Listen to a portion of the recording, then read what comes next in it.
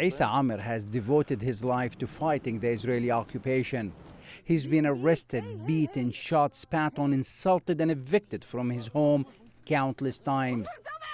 An engineer by profession, he lives alone in his house on a hill in the Telrumaida neighborhood of Hebron in the occupied West Bank. He spends his days defending his home against settlers and has for decades worked tirelessly to preserve a Palestinian presence there. Everything was about closure, restrictions, curfew for the Palestinians. And from that time until now, the Israeli military, by time, they restrict our movement, restrict our life slowly, step by step.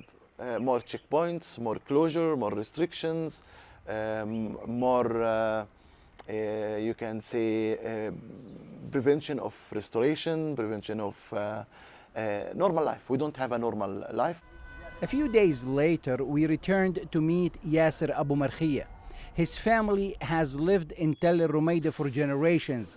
His house is beside a military checkpoint. We were denied entry by Israeli soldiers. So as you can see, people cross here one at a time.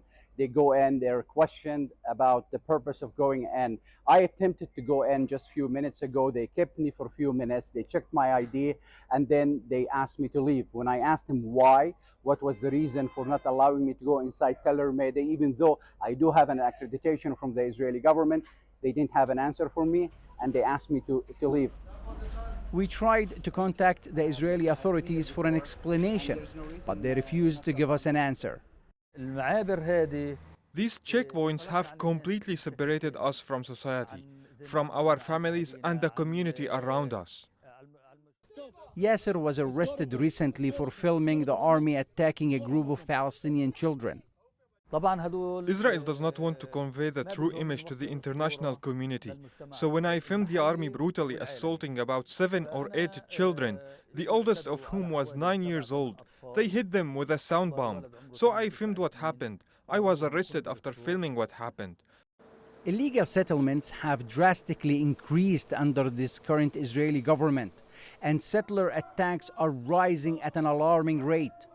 Amro and Yasser say settlers are emboldened by the support of far-right ministers Itamar Ben-Gvir and Bezalel Smotrich, and warn their aggression will lead to violent confrontations.